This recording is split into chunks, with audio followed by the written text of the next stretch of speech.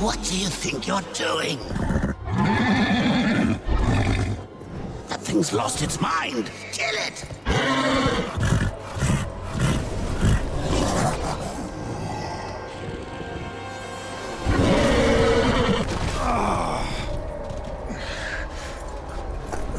Enough, I said. Finish it!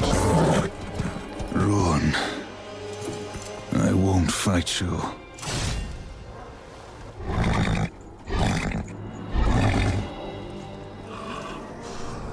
You fool!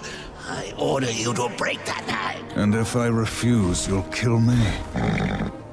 I'll take my chances.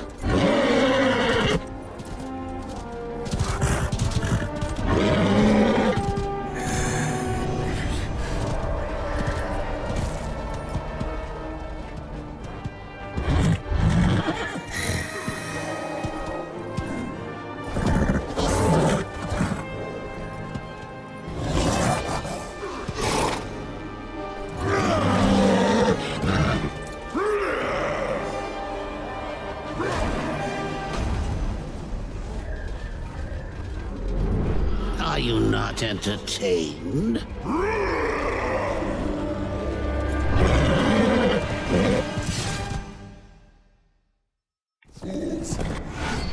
Hello, ladies and gentlemen, and welcome back to Darksiders. Yes, we have obtained Ruin, War's fiery horse. While riding Ruin, sword cats become very powerful.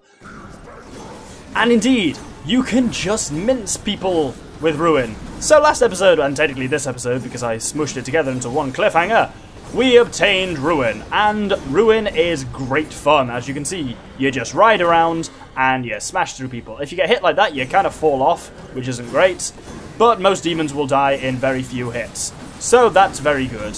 This is a great chance to really rack up some souls, because you've basically got a fair amount of time here to kill as many of these dudes as possible. Mercy, also quite powerful from on the back of Ruin. And so the top right, you can see Ruin's logo is there now.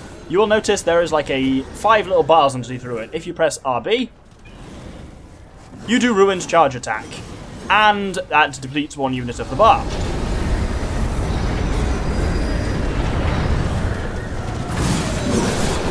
Your little reunion brings a tear to my eye. Letting me go. That filthy beast might be your only hope of finding the Stygian. So yeah, when the bar recharges slowly. When it's fully empty, it will recharge much more slowly. So you it's best to use up a couple of them and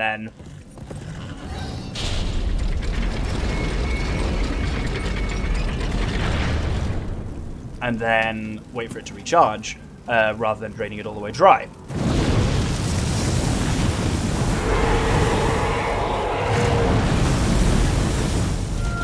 That's the other nice thing about Ruin. Ruin can move fast enough on the ash to outrace Ashworms. Come near them and wait for them to surface.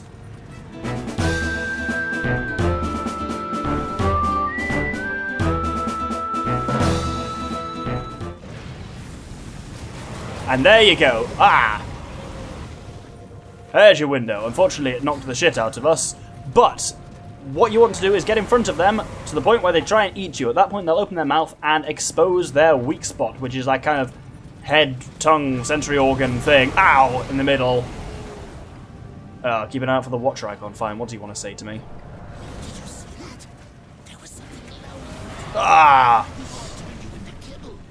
So, what you basically want to do is be in front of it, but sufficiently far in front of it, it's not just going to grab you instantly. Like that's your thing there. Remember, you've got the dash, which is extremely useful for actually staying ahead of the bastard, because otherwise it will catch you up.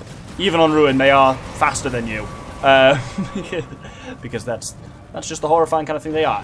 If anyone hadn't already recognised, this is the one in the big room that we fought, which is apparently now completely capable of knocking down those wooden towers. Don't know why it didn't do that when we were on them. Maybe now we pissed it off by riding around and actually making it work for its dinner for once. We are taking a fair bit of damage. In fact, we already had taken a fair bit of damage at the beginning of the episode and haven't healed since. There we go. Once you've done enough damage to it, it falls down in slow motion, and then you can get up close.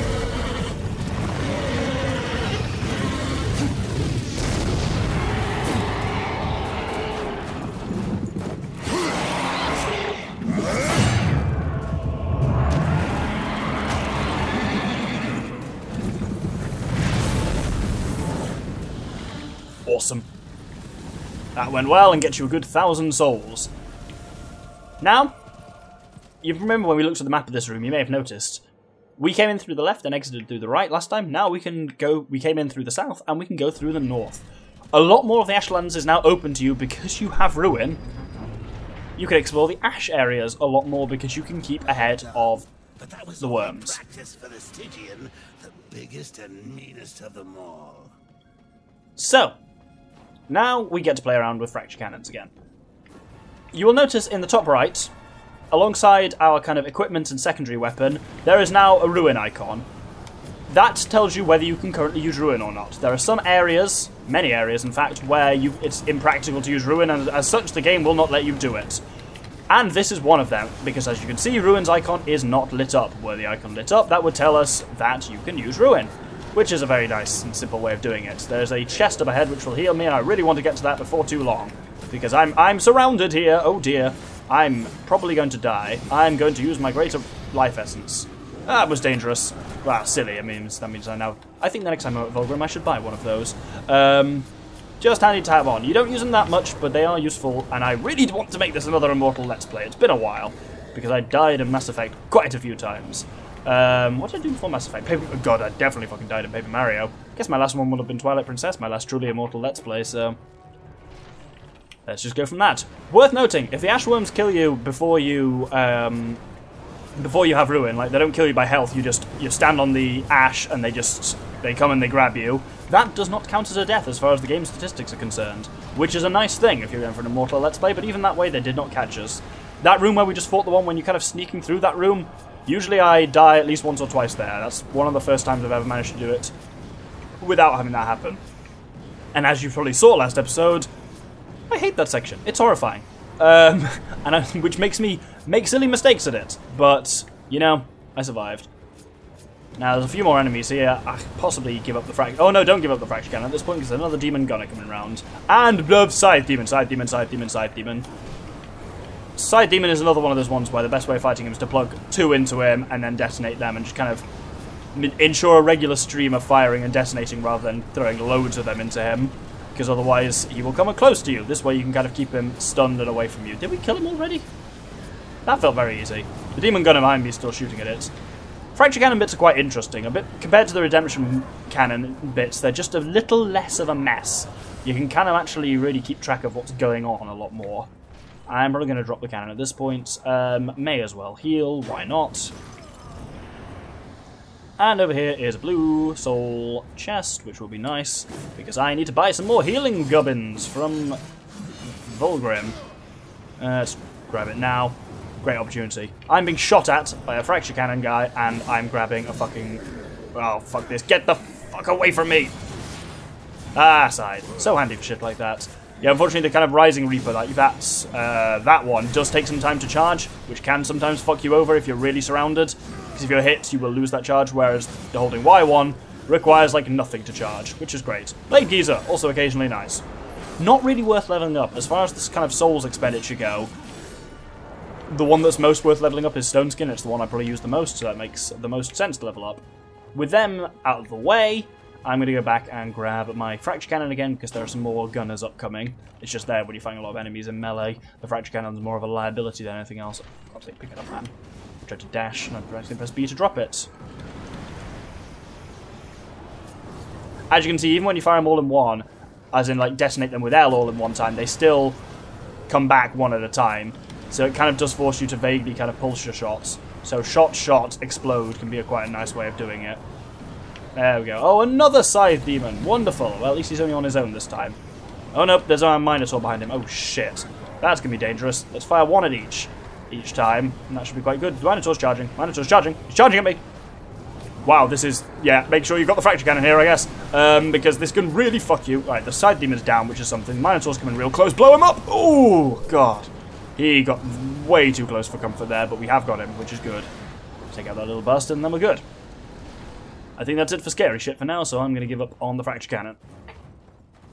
Oh, there's a few more. Ah, that's it for scary shit. I said this is bullshit. Hey! I love how they climbed out of water, but by the looks of it, they must have climbed out of the water, but if you're not back into the water, they just die. Very handy. Now, underwater here, we can go very far deep down. Use your words, Doctor. Very far deep down. Come on, that's not grammar at all. And there is a soldier artifact. And you kind of see what I mean of... Use your words. The Ashlands is a kind of overworld dungeon, because Ruin is the dungeon item. And it functions exactly like a dungeon item. You get something which then opens up areas that you previously couldn't get to. And indeed it does, by meaning you can now cross kind of the ash sections. Ruin is absolutely the dungeon item, it's just you're already quite close to the end of the dungeon when you get Ruin, which we currently are. As in, the Stygian is not too far away. And the Stygian is a wonderful boss battle. We'll just mince through a couple of these guys. I'm kind of doing this to charge my Chaos Form, but I don't exactly know why. God, that's so satisfying. Oh, I never actually showed off that I've now got. No, not that. Come on.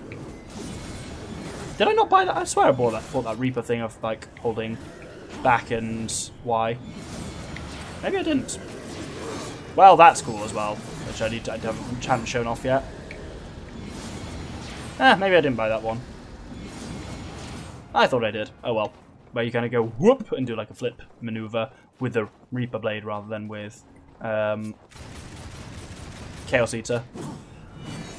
The flame attachment on the Chaos Eater is extremely useful as well. And by attachment, I of course mean enhancement. Though it just kind of feels like an attachment, just set the damn thing on fire. Hellfire's a great enhancement. It's good on any of them. Like, Hellfire can be really good on the Reaper to just like deal mass. Just like, oh, by the way, whoop, everyone's on fire now is bloody handy. So, a few things of interest here. Green chest, very handy for healing. And Vulgrim here. And this is significant, because this is our final Vulgrim location in the game. This is Leviathan's Drift. A scary sounding place. Well, a scary sounding name for a scary sounding place. I'm going to sell a couple of those. What are they called to him? What are they called? Use your words, Doctor. Artifacts! There you go. Got 2 soldier artifacts. And I'm going to buy a Greater Life Essence. Just have one for emergencies. You never know. Is that on? Up. Yep, wonderful. Always handy to have, because, as I say, emergencies. Leviathan's Drift. It's a very large arena-like area. And who recognises that at the end from Samael's vision of this place? Fortunately, once you're on the ash, you'll see Ruin Sigil lights up in the top right, which means we can summon him with both of the bumpers. Summoning Ruin, also, it must be noted, completely removes your Chaos meter, but then it comes back just to stop using Chaos Form while you're on Ruin. You can also absolutely summon Ruin when you're in midair, and you'll land on him. It's very handy. Can't do it there, though. Anyway, let's approach.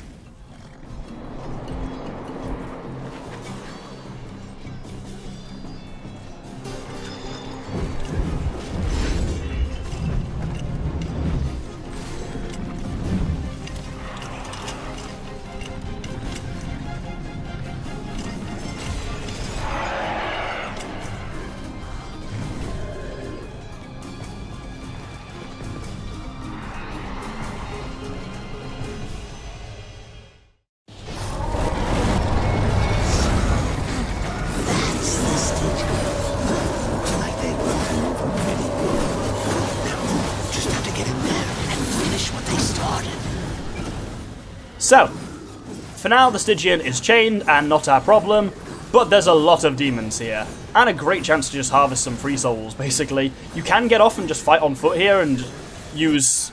Chaos Eater level up. Wonderful, that's very handy to have just before a battle.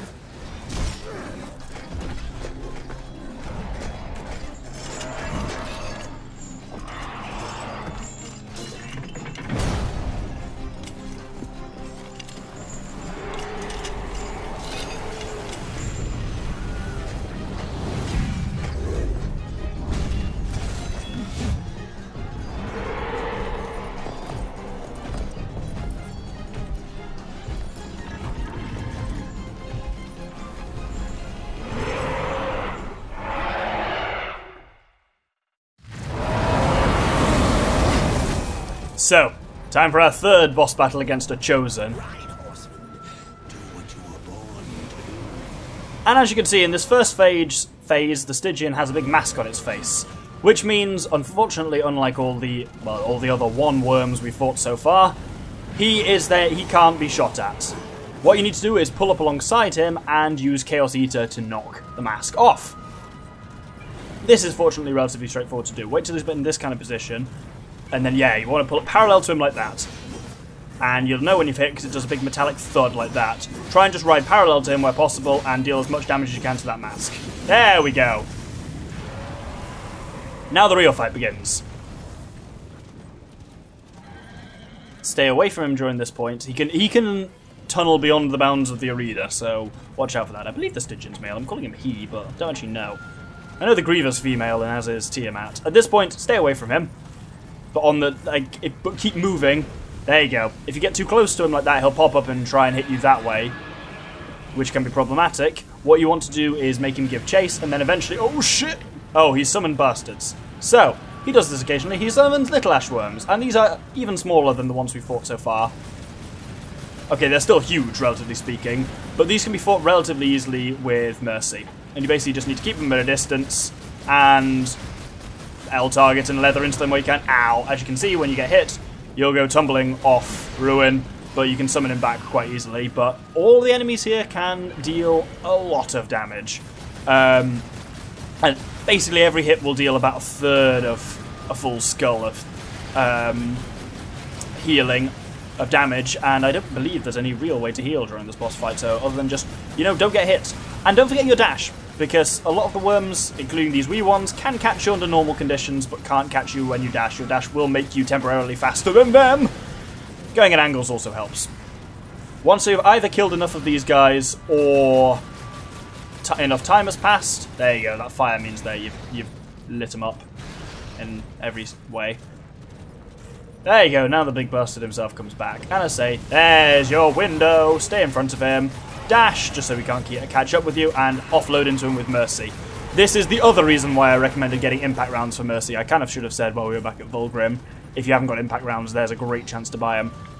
Just because almost all of your damage to this boss will be dealt with Mercy, so doing... like, impact rounds adds a tiny little percentage onto the damage that each shot does, but even so, you're firing so many shots that it really does add up and make this boss battle a much less painful experience. Not that this is a painful experience, this is a relatively fun boss fight, but it can really drag on if you haven't bothered to upgrade Mercy at all. As he's when you get too close to him, he'll do that ramming up attack, which can be potentially dangerous for you.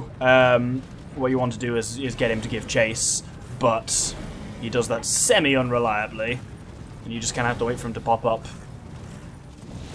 Yeah. Whenever he thinks he's close to you, he does that, which very rarely hits unless you're very stupid. There we go, now's your chance. So I'm going to ride at an angle to him to basically just... You have a narrower turning circle than the Stygian, take advantage of that. Under, like, I know I've said it before, but I'll say it again. Under normal conditions, the Stygian is faster than you, but when you're either... but you can turn faster than him, or turn at a sharper angle than him, and you can also dash to outrace him. Take advantage of both of these conditions, and when you've dealt enough damage to him, get in close, and fuck it up completely. Get in close, and use the finishing blow. I have to use the finishing blow from Mercy, don't I? Shit. Let's try that again.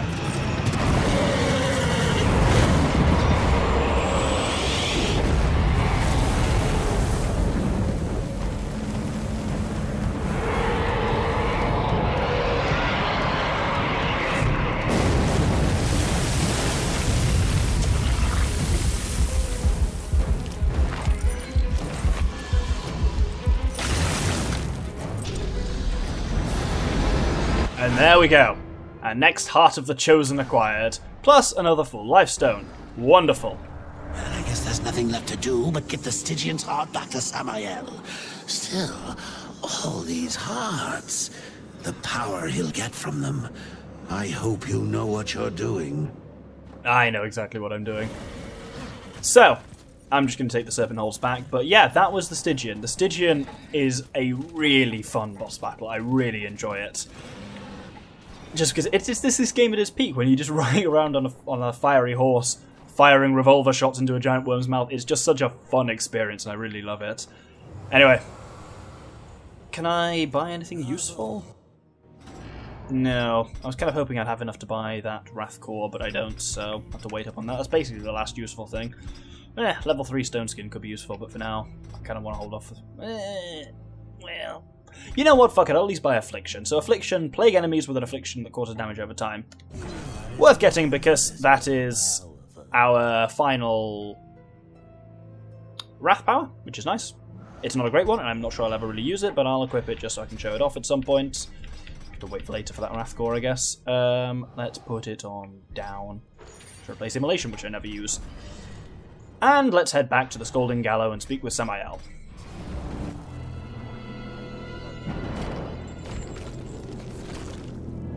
One more. Just one more. And then war. You get your tower. Silith's web-infested lair is far across the great chasm in the Ashlands. Ruin has yet to regain much of his strength, but he will make the distance. As for Silitha, just get there, and she'll find you. The Broodmother is a collector of sorts. Most who enter her realm, she feeds to her young, the ones she takes an interest in. Ah, those are the unlucky ones. Those she keeps alive, and they can live a long time. Long enough to tell her things. You could say she collects stories, information. What stories will she tell me about you, Samael? Careful, or your ending will be a tragic one. Sometimes the hero dies in the end. But Horseman, I like stories that have a happy ending. Now bring me the final heart. And there we go, we have our goal to take out the final one of the, well, not the final, but the fourth of the Chosen, Silitha. The fifth of the Chosen, Straga. Aha! Straga resides within the tower. So we have the access to soul bridges, which means that war can access once dormant soul bridges, charge ruin through their pillars to activate them. And that is our final power of the game, I believe. Yep, we've got all of them. Shadow Flight, Serpent Holes, Chaos Form, Block Counter, Chronomancer, and Ruin. Weirdly, so the game counts Serpent Holes as a power, whereas I counted Soul Bridge as a power, which it doesn't count. But I've been counting Serpent Holes by measuring when we get Vulgrim locations, so I also have 6 in it. So that's another part of the visualizer lit up and finished, which is great. And yeah, so we have, so Straga, there's 5 chosen technically, there's Straga as well, but Straga is within the Black Throne and doesn't stand to be away from it, so obviously we can't use Hillheart to get in there because he's already in there. But the Broodmother, Silitha, in the Iron Canopy, is our next target, and we'll be doing that next episode. Thank you very much for watching, and I hope you'll join me then. Good day.